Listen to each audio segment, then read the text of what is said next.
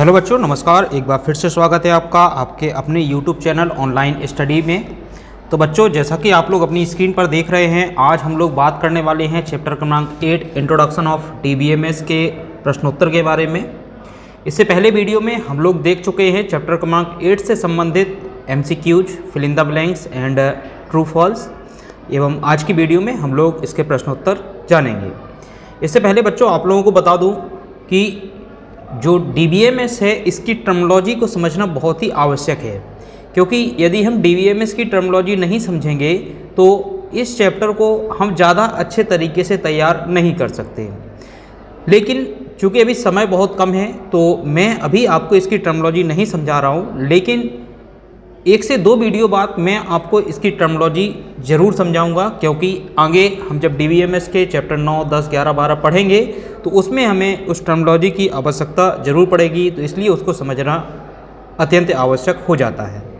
तो चलिए, आज के वीडियो में भी हम कुछ टर्मिनोलॉजी ज़रूर देखेंगे एवं समझेंगे, एवं आज जो हम क्वेश्चन देखने वाले हैं उन क्वेश्चन के आंसर के साथ साथ आज हम उस आंसर को डीपली समझेंगे कि आखिर इस टर्मिनोलॉजी क्या कहती है। तो जैसे कि आप लोग अपनी स्क्रीन पर देख रहे हैं, सबसे पहला क्वेश्चन आप लोगों का है कि जो कि आप लोगों की बुक में आप लोगों को मिलते हैं कि कुछ शब्द आपको दिए गए हैं जिनको आपको परिभाषित करना है। जैसे कि मैंने आपको बताया कि हमें इसकी टर्मिनोलॉजी को समझना है, तो सबसे पहला आपका क्वेश्चन आता है डेटाबेस, जिसमें कहा गया है कि डेटाबेस क्या होता है या फिर डेटाबेस को परिभाषित करिए। तो आप लोग इसका उत्तर वैसे तो अपनी स्क्रीन पर देख सकते हैं, पढ़ सकते हैं एवं इसको अपनी कॉपी में लिखेंगे, लेकिन इस उत्तर को समझना भी बहुत आवश्यक है। तो जैसा कि हम लोग देखते हैं स्क्रीन पर, एक डेटाबेस लॉजिकल रूप से संबंधित डेटा आइटम का एक सेट होता है जो एक संगठित तरीके से स्टोर किया जाता है। एक डेटाबेस में स्टोर की गई जानकारी को यूजर की आवश्यकताओं के अनुसार जोड़ा जा सकता है, उसे संशोधित किया जा सकता है, उसे हटाया जा सकता है या फिर उसे डिस्प्ले किया जा सकता है।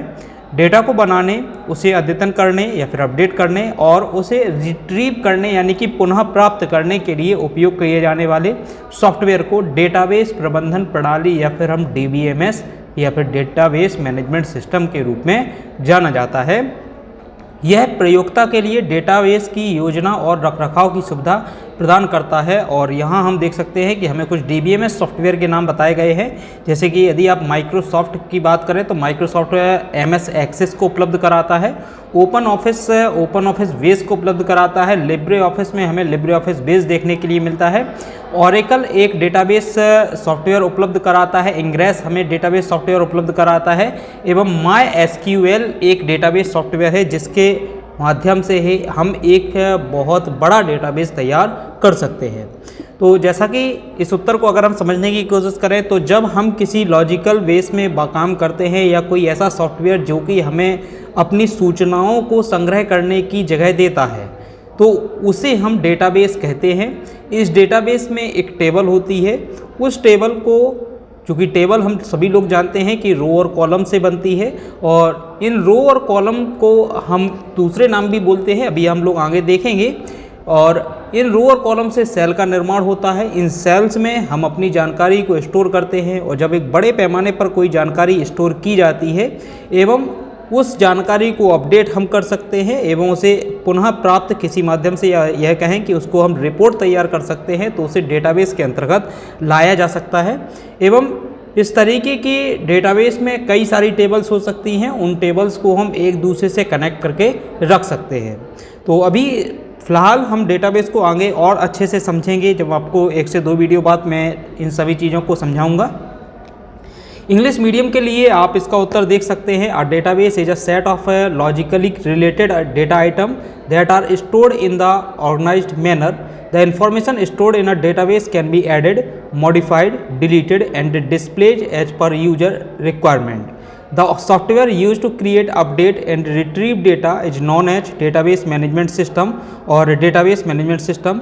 This facilitates database planning and maintenance for the user. Some common examples of DBMS are MS Access, OpenOffice Base, LibreOffice Base, Oracle, Ingress and MySQL. Second question हमारा आता है डेटा रिडंडेंसी। तो इसका उत्तर हम लिखेंगे, कई टेबल में एक ही डेटा फील्ड की आवश्यकता होने की स्थिति में डेटा फील्ड को टेबल की संख्या में दोहराया जा सकता है। इसे डेटा रिडंडेंसी कहा जाता है। DBMS टूल्स का उपयोग करके इसे कम किया जा सकता है। इसका मतलब यह है कि हम एक टेबल के अंदर या दो टेबल के अंदर एक ही चीज़ों को बार बार लिखते हैं, तो उन बार बार उन चीज़ों को लिख करके हम अपने डेटाबेस को एक बहुत बड़ा बना देते हैं। तो डेटा रिडंडेंसी हमारे इन्हीं चीज़ें जो कि हम डबल टाइम उसको टाइप करते हैं तो उसे कम कर देता है, या हम डेटा रिडंडेंसी का उपयोग करके अपने डेटाबेस को छोटा बना सकते हैं।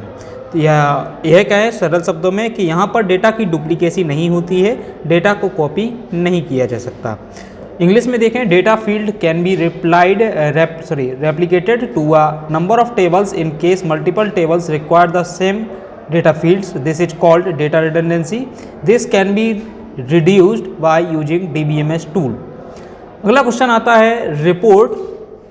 तो रिपोर्ट के बारे में आप देख रहे हैं, किसी क्वेरी के आउटपुट को रिपोर्ट के रूप में प्रदर्शित किया जाता है। क्वेरी का सामान्य परिणाम रो और कॉलम के रूप में होता है, लेकिन अगर हम चाहते हैं कि रिपोर्ट फॉर्मल और उचित लेआउट में हो तो हम RDBMS की रिपोर्ट विशेषता का उपयोग कर सकते हैं। तो जब हम कोई एक डेटाबेस तैयार करते हैं तो उसके लिए हम क्वेरी सेट करते हैं, और क्वेरी के बाद हमें जो परिणाम देखने के लिए मिलता है उसे हम रिपोर्ट कहते हैं, और यह RDBMS की एक विशेषता होती है जो कि हमें रिपोर्ट तैयार करके देती है।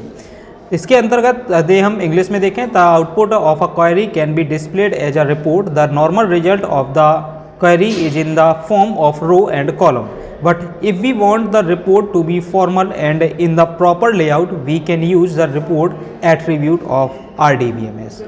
अगला दूसरा क्वेश्चन आता है जहां पर हमें कुछ डेफिनेशन या उनमें डिफरेंस समझाना है। तो यहां हमें डेटा और इन्फॉर्मेशन के बीच में अंतर बताना है कि आखिर डेटा एवं इन्फॉर्मेशन किसे कहते हैं।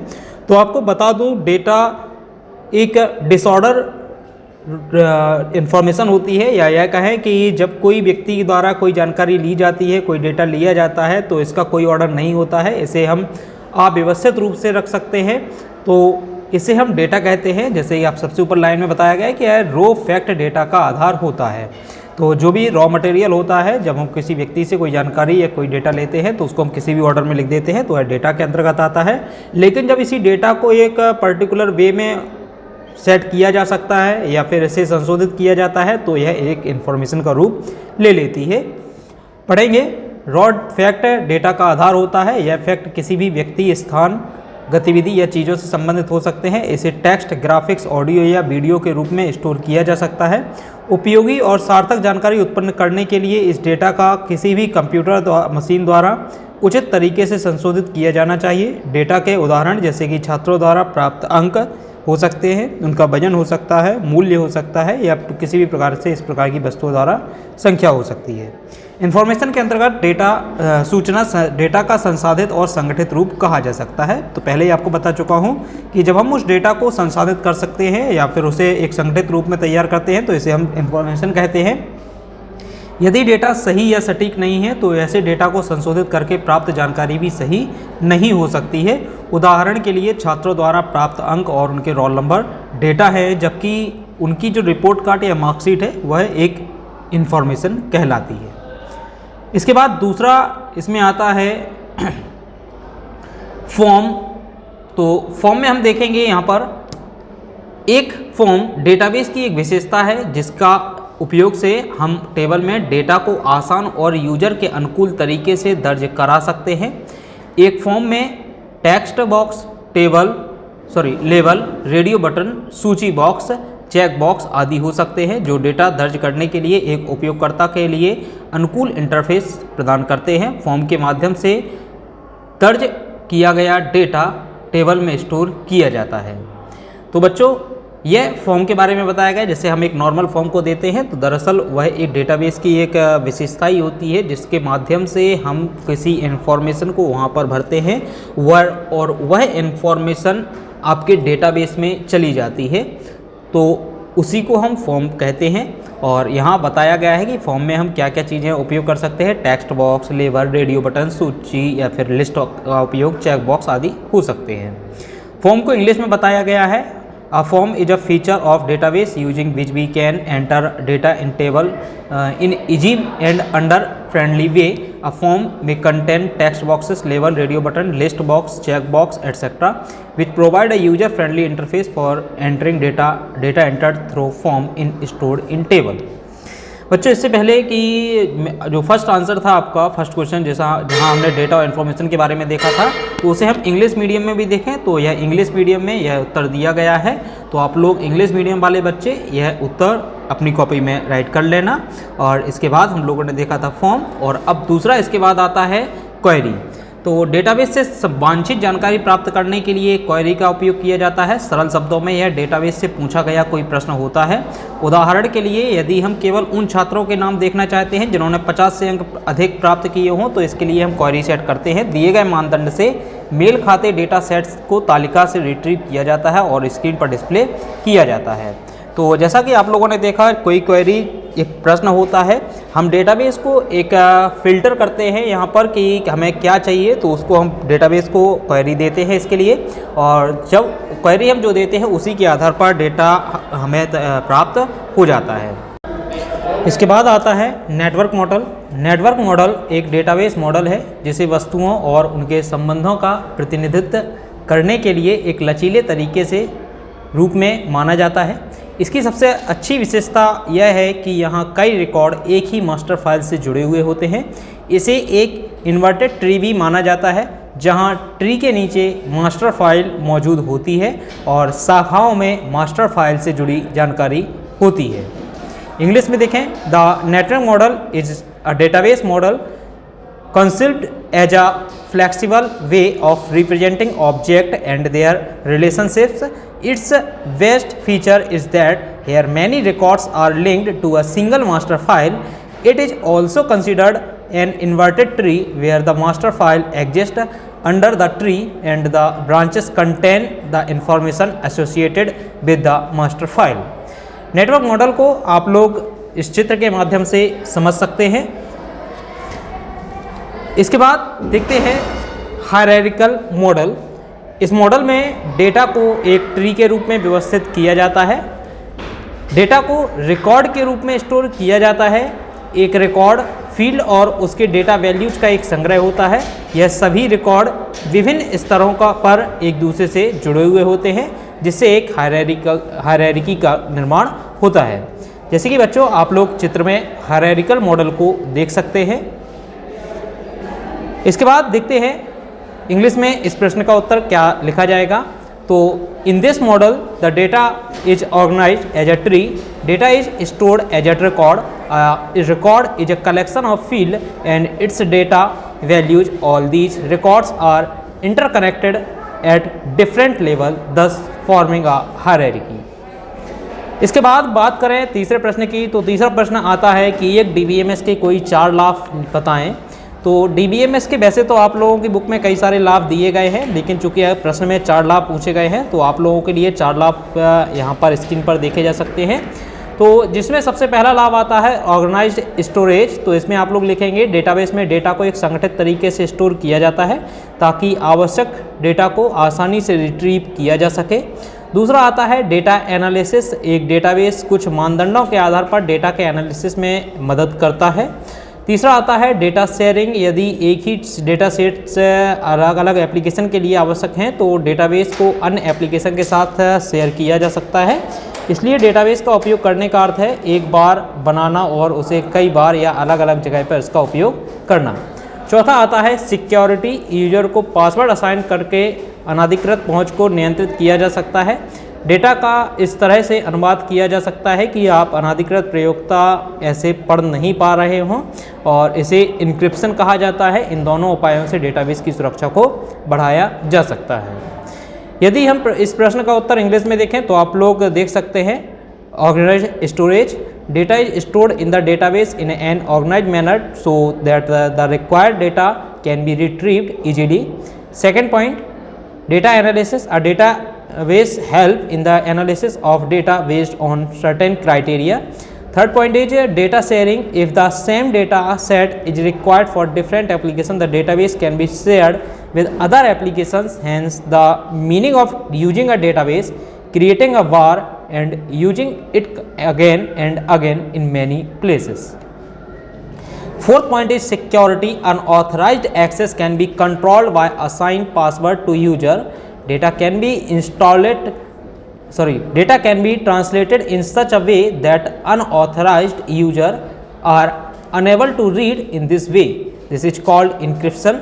What these measures increase the security of the database. इसके बाद बात करें अंतिम प्रश्न की, तो अंतिम प्रश्न आप लोगों की बुक में दिया गया है एक तालिका, और इस तालिका में आप लोगों से नीचे कुछ प्रश्न पूछे गए हैं। जैसे कि आप लोग देख सकते हैं यहाँ पर एक टेबल है। इस टेबल में book ID, book name, author name, price, publisher, ये कुछ हमें फील्ड्स दी गई हैं और इनमें हमें कुछ डेटा दिया गया है जहाँ पर आप इनको देख सकते हैं। तो नीचे आपसे कुछ प्रश्न पूछे गए हैं, जिसमें आपसे पहला प्रश्न पूछा गया है कि दिए गए तालिका में प्राइमरी फील्ड का नाम बताएं। दूसरा प्रश्न है किस फील्ड क्षेत्र को प्राइमरी की प्राथमिक कुंजी बनाया जाना चाहिए। एवं तीसरा प्रश्न आता है कि क्या टेबल में कोई अल्टरनेट की या वैकल्पिक कुंजी उपलब्ध है या नहीं है।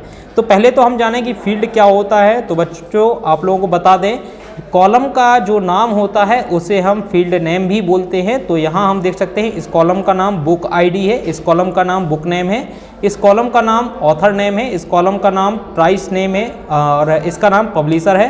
तो यहाँ पर फील्ड के अंदर यही सब आ जाएगा, book name, book ID, book name, author name, price and publisher.